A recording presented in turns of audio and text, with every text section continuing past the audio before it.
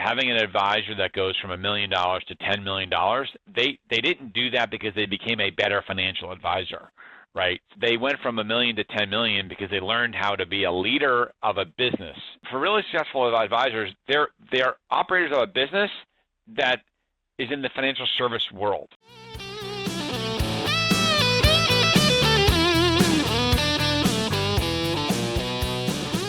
Welcome to Advisor Talk with Frank LaRosa, brought to you by Elite Consulting Partners. It's the only podcast offering unfiltered guidance and the direct advice for all things concerning financial advisors, RIAs, and the practitioners in the wealth management business. And now, welcome to the show.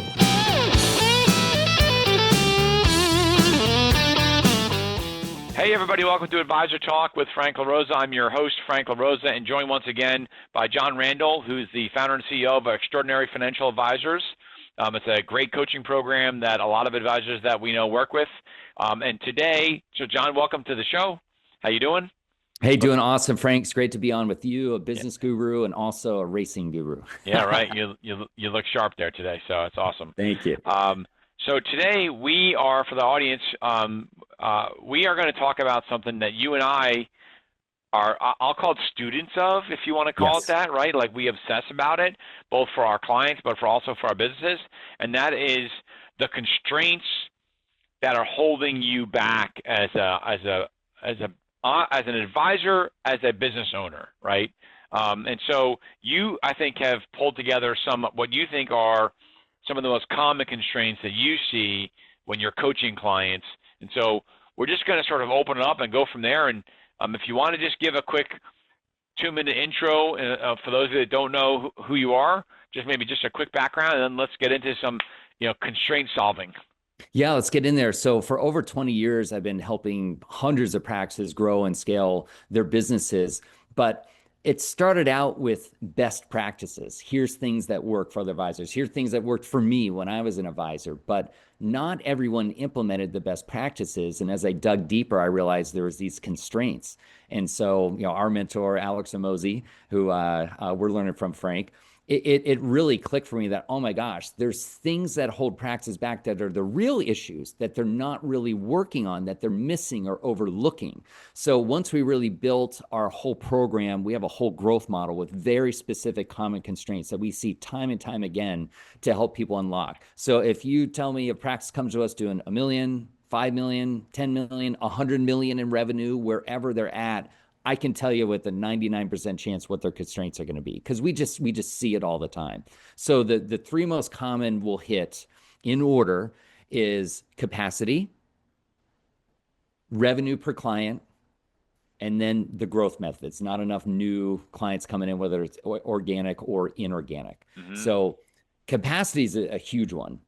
And it's two-sided, Frank. It's not just the owner's capacity, which is the first part of it. So owner having too much on their plate is going to stunt the growth of the practice, because the owner's the driver, right? They're usually the growth engine. So if the engine's clogged up, that's going to be a constraint.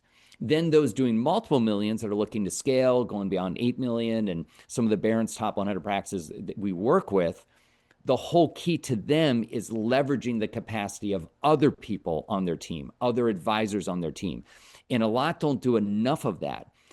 We buy the Investment News study every year that benchmarks practices. It's really helpful to get that data, because the average advisor working for another practice, like a John Cutton, who we know is Barron's number 5, some of the other Barron's top 100s we work with, the average advisor working on a team is managing close to $1 million in revenue.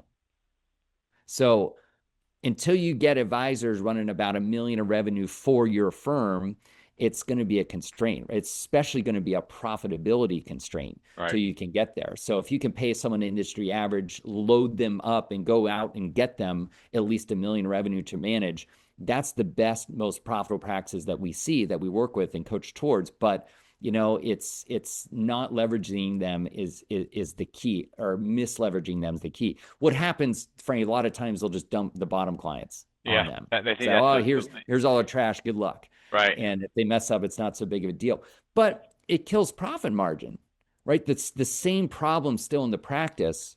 And if somebody has a lot of small clients, they're going to have a difficult time producing $1 million in revenue, right? There's only so Yeah, much they just time. moved up. The small clients are still clogging up the system and the Yes. client deliverables and the client experience and all that other stuff. And they're just, I used to call like the C&D clients are like financial advisor whoobies. Like it's their whoobies. They need to Totally. hold on to it. And I'm like, but I was talking to one client years ago, and he has a very famous client. I can't use his name, but very famous. And he only managed a portion of this person's money. And he did very little revenue relative to the amount of business the advisor did, right? And when he was thinking about moving firms, his issue was, well, I'm not sure this client's going to move with me. I'm like, what do you care? Other than the ego of saying that this person is your client, he pays you no money. Yeah. He pays you no money for all the shit that you're doing for him. Yeah. Like, this individual, right? Like the abuse you take and all this stuff and running around and jumping over hoops and, if he tells you to jump, you say how high. Like it's stymieing all of the growth that you can have with all of the clients and your centers of influence that actually do pay you to do what you do. But the clients are afraid. I mean, advisors are afraid to get rid of that, and they think the solution is, well, I'll give it to the junior guy. Yes. And then they wonder why the junior guy doesn't make it. Yeah, or leaves. It's very common. So it's such a common constraint, and really advisors out there should be thinking about revenue in terms. We're so geared to think AUM, right? Because large broker dealers think in terms of AUM. They're evaluated, Wall Street and analysts. And sure, AUM is a huge driver of revenue, but really advisors out there should be thinking in terms of revenue, because you're right. In that really large, prominent client, if you're not making any revenue, is it really worth the time? And so the investment news study, I mean, the overall thing they say every year is that advisor practices are getting clogged up.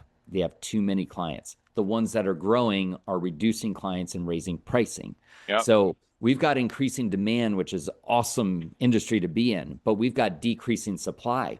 This study from McKinsey that came out back in February of 2025 said that there's going to be a 100,000 advisor shortage by the year 2034. So increasing demand, decreasing supply. What happens to pricing, right? Pricing goes up. So for everyone listening, you need to really raise the floor. You really need to increase quality of client that you work with as you go.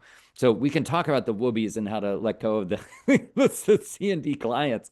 But there's another organization did a study on fastest growing practices versus average practices. And average practices had about 3.5 segments, between 3 and 4 segments of clients, and the fastest growing practices only had 2.1 segments. So you nailed it, Frank. They've said, you know what? We're not profitable with the C&D clients. Let's just work with our profitable clients, and we grow way faster. Now, if you can create more revenue with top clients to replace the bottom ones, it's a little bit easier, but that helps people let go of the whoopee. Right, but that's what an advisor doesn't understand. That's what they're going to get to, right? Yes. By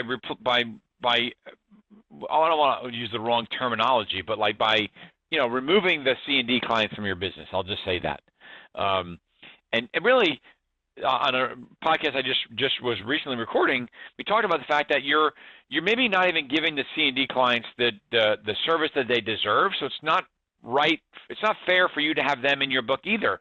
Give them to an advisor that they may become a B or an A or B client to that advisor, but not have it tied to your service model, right? Yes.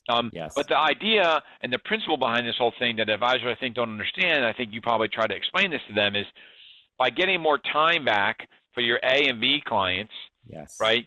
You then can spend more time with those clients, and then I would contend that within that A and B book, you then have to have an A and B book. Yeah. Like you should then further segment. So I was just talking about sort of the Pareto principle and 80-20 rule and all that other stuff, right?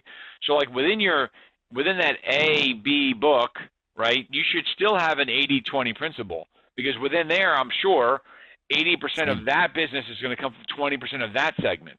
Exactly. And if those are the super ideal clients you want to duplicate and have more of in your practice, you've got to dedicate more time to them, right? There's always more time around them. To be done. right? Yeah. Spend more time Yeah. around them because guess what? They spend time around their wealthy friends, and you want them Exactly. to, and you get to know their business, and you get to know them personally, and they get to know you better, and you become more referable. You become, they become an advocate of yours because you're closer to them versus like, well, I do 4 calls a year with them, like, that doesn't help at all. Yeah. It's average, right? It's But very average. it is, I think I'm going to just touch on this one point because I think it's important. Um, as we transitioned, we moved almost 200 unique advisors last year. A lot of them, I would say, a larger percentage of them were either already independent and went to another independent shop, or they were W-2 and went independent, right? Okay. Yeah. And there's a mindset shift that we try to take them through because when they're in the wirehouse world, it's all about AUM because that's what the firm wants, to your point, right? Yes. But Yep. where they disconnect is that unless you're 100% advisory, where you are getting paid on all the AUM that you manage, right? They fail to understand that if a client, and I have this literally as we speak with a client, he has an advisor, well, my client, he has a client that has $35 million with him and generates $4,000 a year in commissions. Not even advisory, just trades. And he's like terrified of losing this advisor, this client. I'm like, why? I'm like, well, can you do any estate planning with him? No, he's got no family, he's got no kids. I'm like, okay, what's he gonna do with the money? Like, he's now pigeonholed himself into being the transaction guy. Yeah. Yeah. And so I'm like, listen, when you make a move, this is your opportunity to position yourself with this person about this is why you did it, because you want to be more holistic with him. I said maybe he's philanthropic. Talk about philanthropic planning. Give the money to cats and dogs, like do something with it.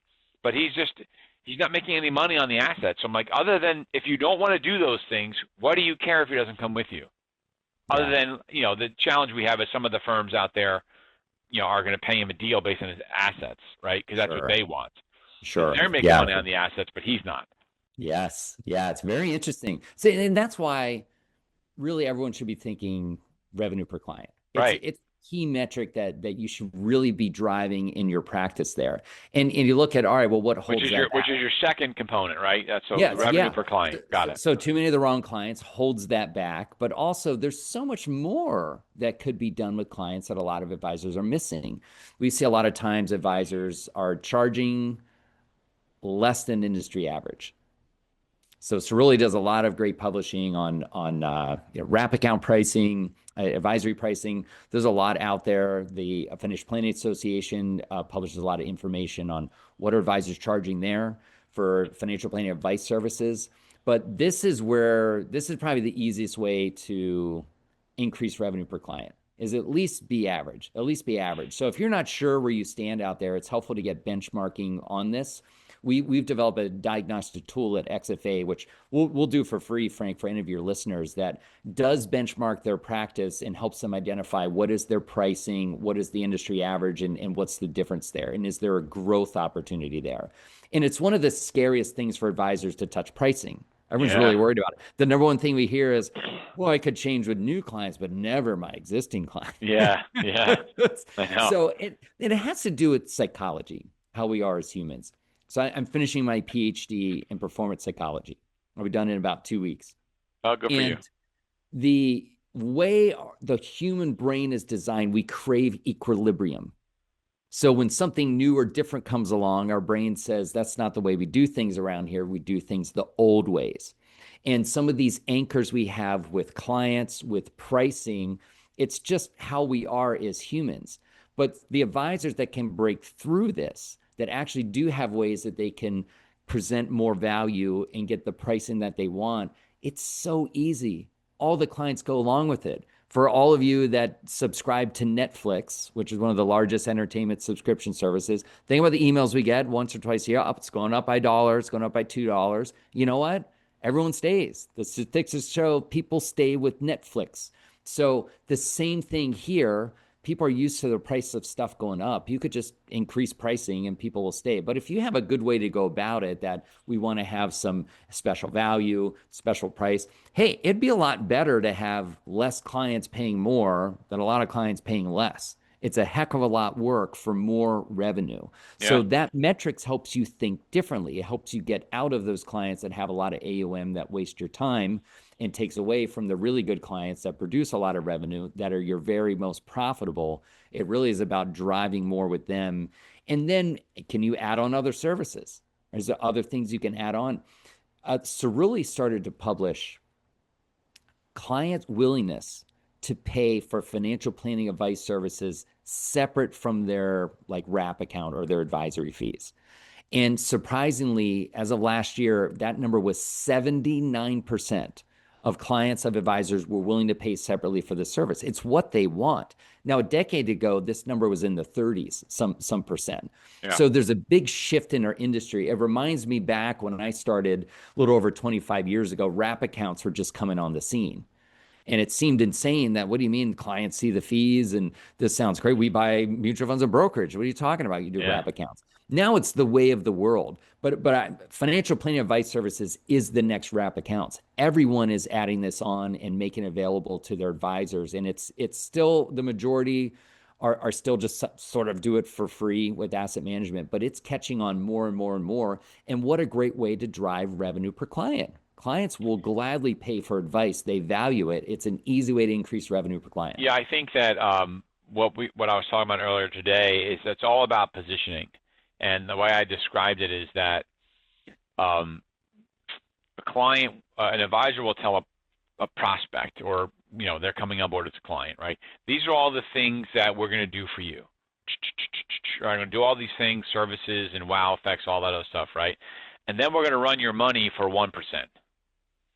And they silo they silo their deliverable.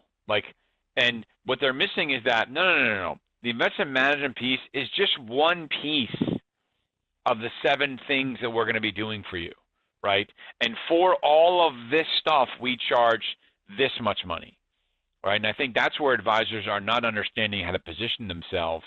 Yes. And that's why it's hard for them to go back to some clients, or at least mentally hard, to go back to the client and say, listen, I'm going to, your account was $500,000. I was charging 1% or 0.85% or something because they wanted to be low, right?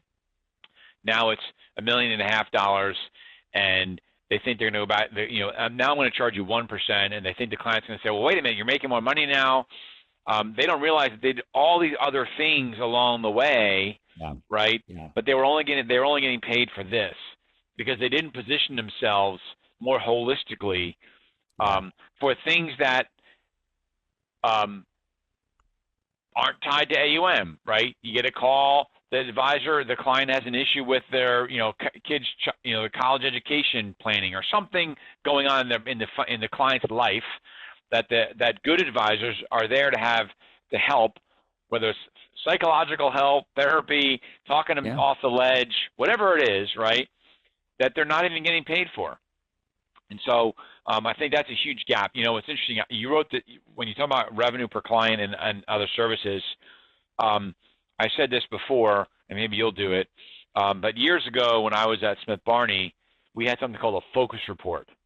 And it was one of the best documents that, and this was in the 2000s, early 2000s. Once Morgan Stanley took over from Barney, they got rid of it, which I don't know why they did. It was really the best working business document that I've seen an advisor be able to have, because it was on paper, but it was also online, so that you could, in certain areas, click on a hyperlink and it would actually give you a list of those clients, right?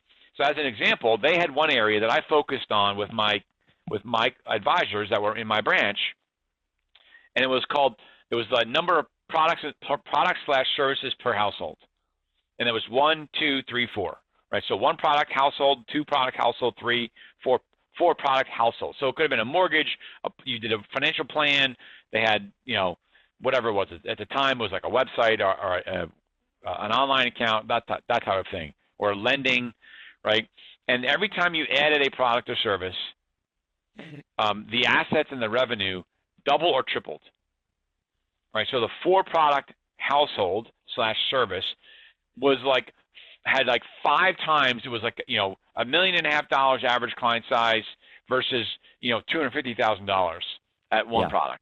And I used to have my advisors focus on that, right? And Yeah. online, you can Yeah. actually click it and see who were your clients with only one service, right?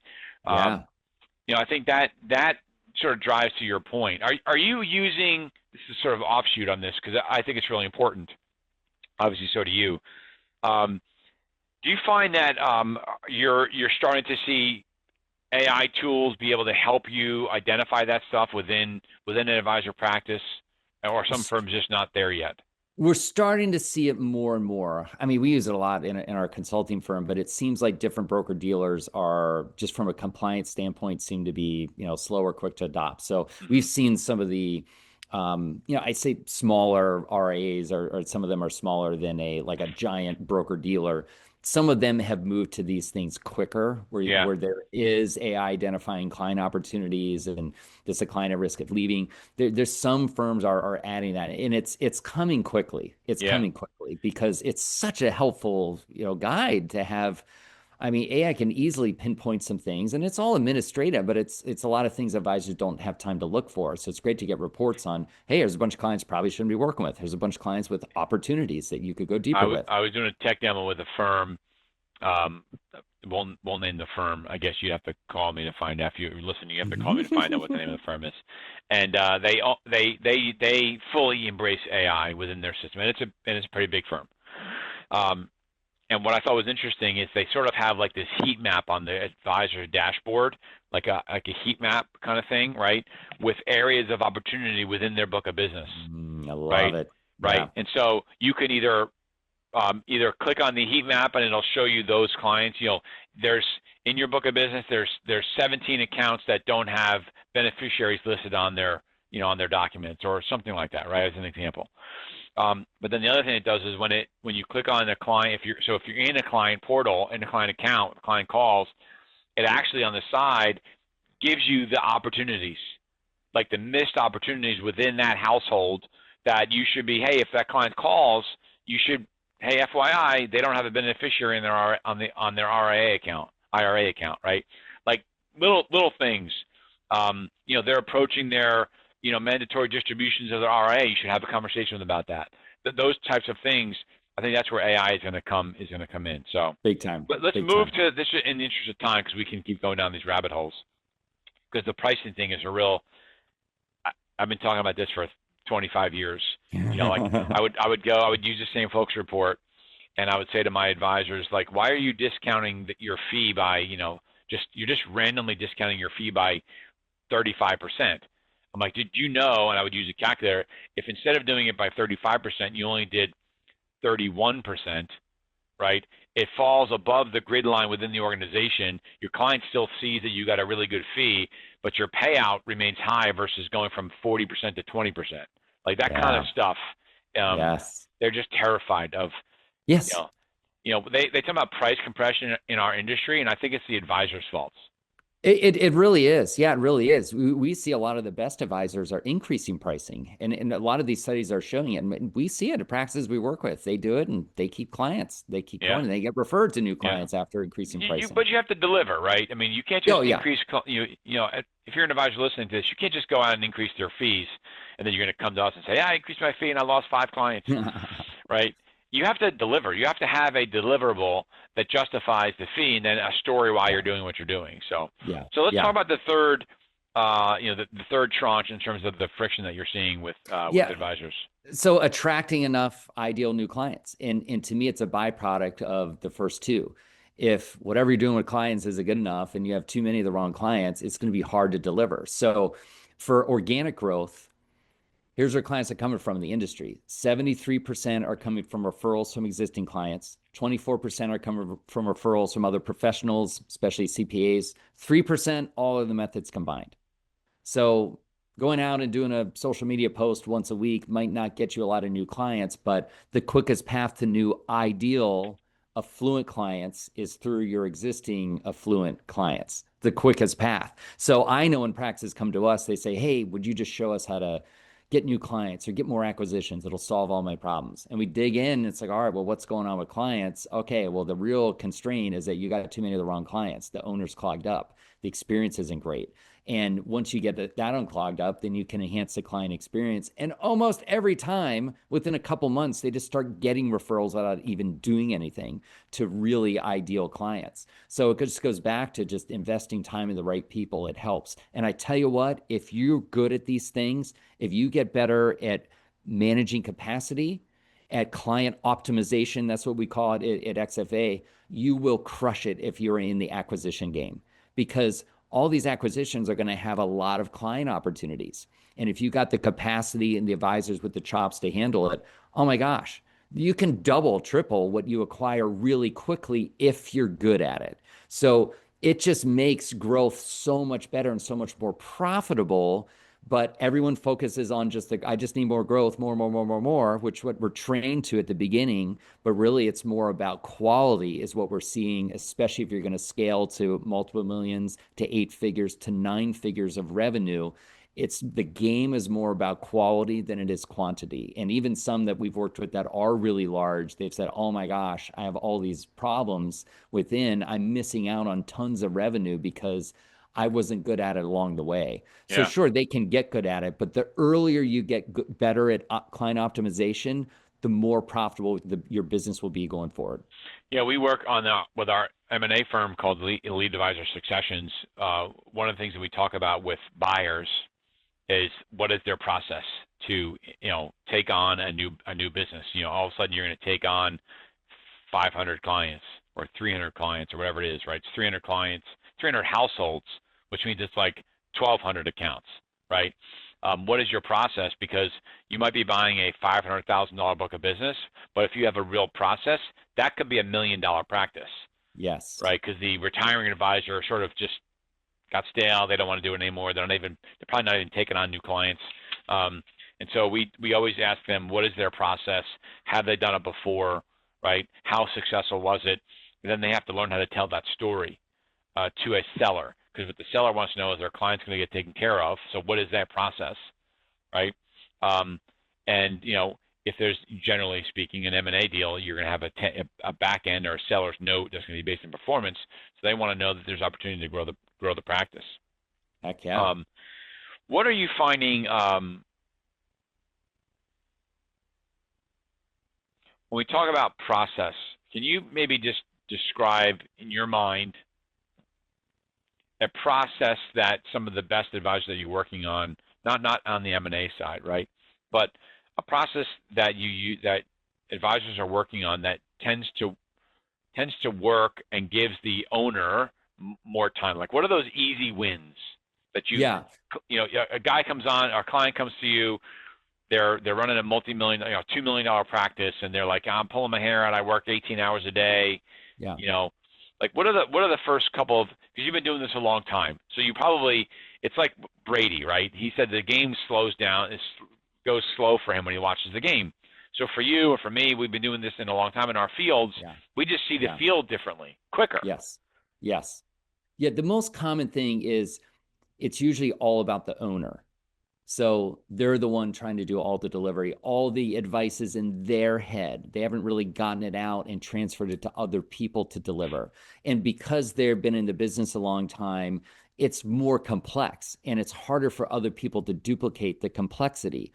So it's really about simplicity. So when it comes to other advisors on your teams offering products and services, you got to remove all variables. There should be no thinking for them. If client has A, then they get B, period. This is the product. This is the lineup for the risk tolerance. This is the pricing. There's no thinking. There's no discretion at the user level. It's all figured out for them.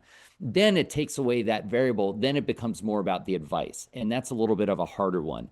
But what's the most common advice that's given to clients? What's that 20% Pareto's principle, 20% of advice you give that shows up 80% of the time? Just help advisors get good at that. And if they can cover 80% of things, you just got way freer. So if they can handle 80% of the interactions with your clients, you only have to handle 20%, or only a small amount of time you might need to step in. That's a way to unclog quickly. So it is more of a system-oriented thing, but it's usually the owner holds that back because they think they're the only ones that can do anything with clients. others can do plenty with clients. And if you make it easy for them by removing the variables and letting them deliver the 80% of stuff that's going to come up, so often, just let them handle that. And then the complex things will take time, but it's those easy things that you always talk about with clients that soak up a lot of time. That's for owners. You've got to get out of that and simplify, simplify, simplify. That's scalable. So over my shoulder here, one of the books that I focus on more than probably any other book, I mean, I have all these other books, but Who Not How is a book that I talk about. I know we subscribe to the same stuff, right? Yeah. So sort of preaching to the choir here. But I find that when I'm working with an advisor, and we don't do coaching, I sort of like dip my toe in that water. It's not for me, right? I love coaching and I love giving advisors advice. I'm just not going to do it as a business. So when I'm moving an advisor or helping them move, right, I use that as an opportunity to say, okay, this is your tremendous opportunity for you to reestablish what your business is going to look like and what do you want to be when you grow up, right? But there's always these capacity issues, right?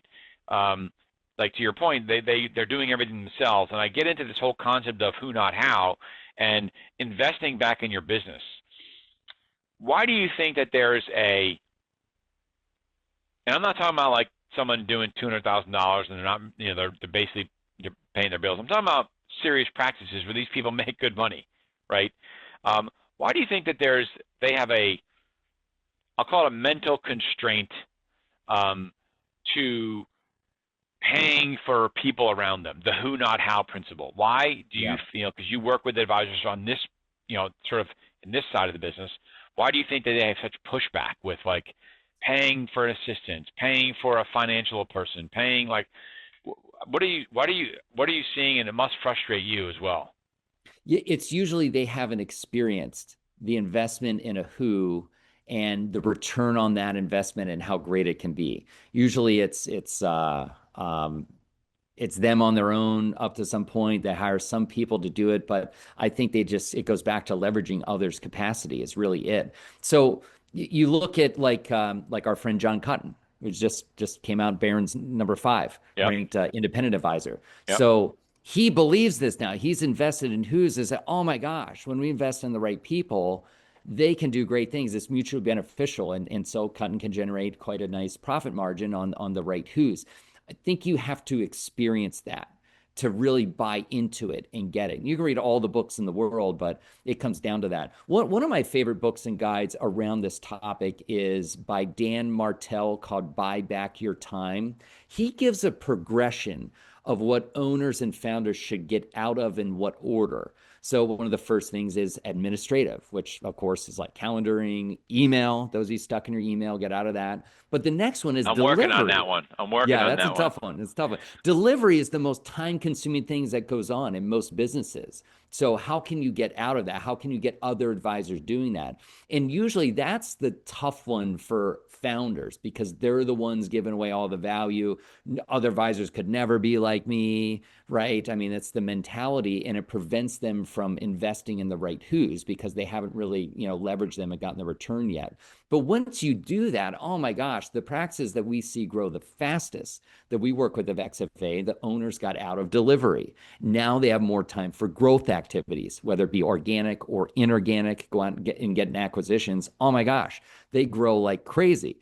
And I was thinking about an advisor I spoke to earlier today down in Texas. He was stuck at about 1.5 million with that same mentality. I'm not going to invest in another who. He was trying to get acquisitions, wasn't getting them because he's already full. He's already clogged up. Now, Dave kind of followed our process and model. He 10x'd his practice in only 4 years to over 15 million in revenue because he got a taste of, wow, when I invest in a good who, they can do it. They can do 80, 90% of what an advisor needs to do with clients. Now Dave got freer. Now he could go and make it rain, bring in things organically, go get acquisitions to grow the firm really quickly. But you got to get a taste of it. You got to believe in it. And our friend John Cutton always says, I got this from his, once you invest monetarily in somebody, then you have to invest in them, time and energy, right? To help develop them to be just like you, or learn that 20% that's going to cover 80% of what they need to know. How can you help them learn that as quickly as possible? That's, I mean, it really lies there, but a lot of advisors are afraid to make that leap because it's a different game, right? Yeah. It's a different game than it being all about the founder, which it was up to a certain point. But I'm telling you, advisors, you hit a ceiling. It's hard to scale to multiple millions until you cross over that the game is more about leveraging others than it is you. You got to get out the way and make it about the other people on your team. That's the path to scaling. Yeah, we on our previous call that I did, we talked about a practitioner moving from a practitioner to a business owner, right, Yes. to an enterprise leader, right? And the analogy was made, not analogy, but like, and I'm sure you see this, right? Having an advisor that goes from $1 million to $10 million, they didn't do that because they became a better financial advisor, right? Like that they learned how to invest money better. They went from $1 million to $10 million because they learned how to be a leader of a business and operate, basically become a better operator, not a, you know, for really successful advisors, they're operators of a business that is in the financial service world, right? I think a lot of advisors think about it the other way. Well, I'm a financial advisor. Well, no, you're not a financial advisor. That's what you do, right? You're a business owner.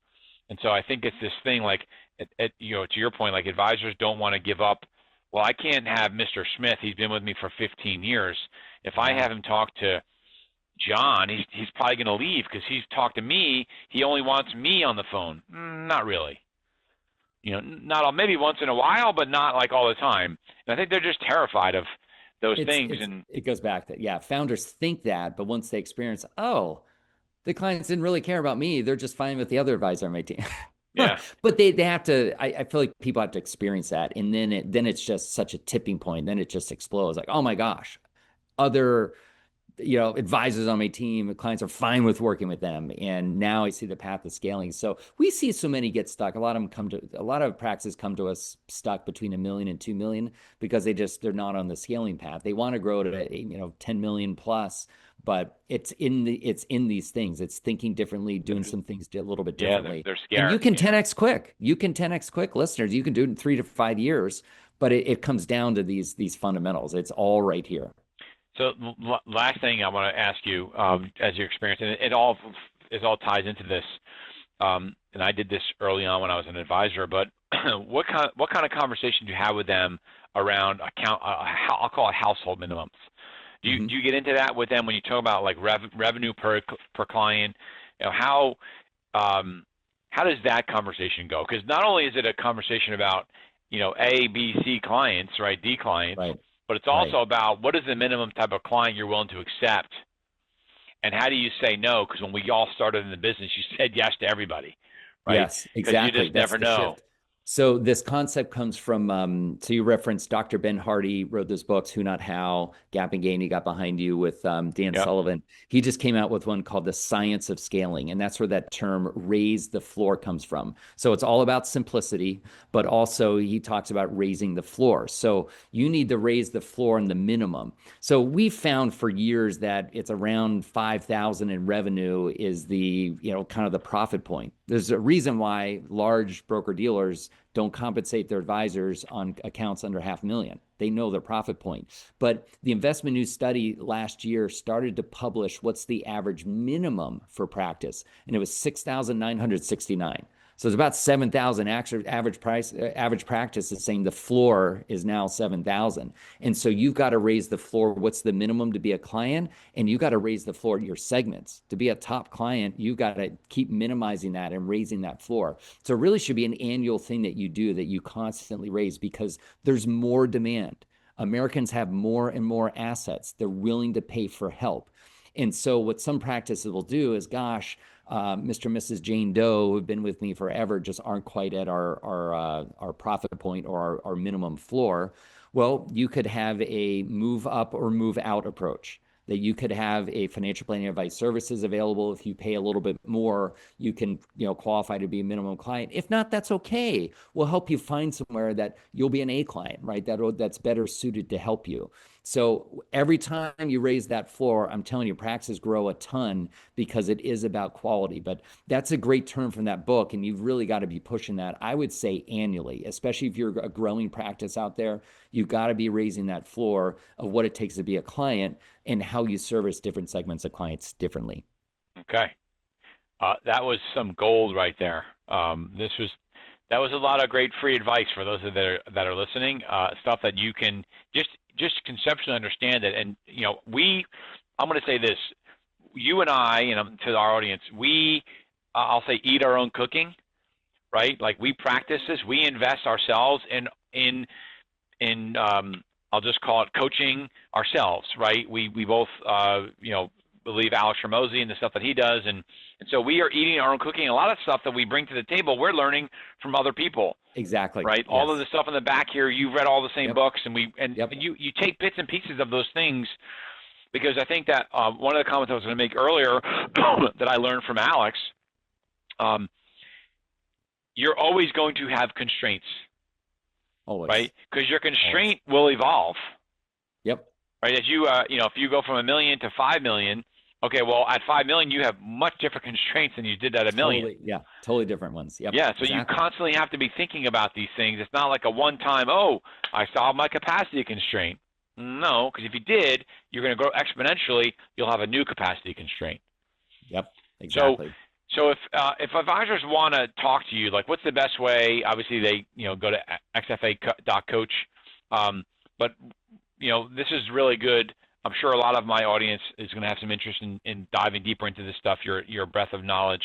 How do they get in contact with you? What's the best approach there? Yeah, on our website, there's a lot of free resources there. I would suggest the best thing for listeners to do is get a free customized growth guide. It's our diagnostic tool. It will benchmark your practice. It's going to identify the opportunities for growth in your practice, but there's also going to identify your constraints. So it literally takes less than 5 minutes. You add in some little data about your practice, you take some multiple choice questions, and we customize this for you. So we've gotten really efficient at doing these. We use AI to help us generate them. But really, for less than 5 minutes, you can put this in, you can get a great diagnostic tool. And then from there, if you want some help implementing and scaling faster and growing we've helped people go from $500,000 to 5 million, 10 million, or $1 million to 10 million, 10 million to 100 million. It's really what we specialize in, how to grow and scale quickly. So if you want a little bit of help, you can talk to one of our growth specialists about that. Okay. Yeah, we'll put a link in the post, and they can click that, and I'll bring it to the website. So, all right, Jon, I appreciate it. This is awesome. This is a topic that I love, again, just because I love the business part of this whole thing. So this has been great. My audience, I hope that you got a lot out of this thing. If maybe this is not pertinent to you, but you know somebody that it might really help, forward this on to them. They can run and do the report with Jon and his team, and hopefully they can help you scale your business as well. So we appreciate it. Jon, thank you very much. Appreciate it. Thanks for listening to Advisor Talk with Frank LaRosa. If you're looking for more advice or solutions on any topics relating to the financial services industry, or just want to subscribe to our podcast, head on over to eliteconsultingpartners.com/podcast.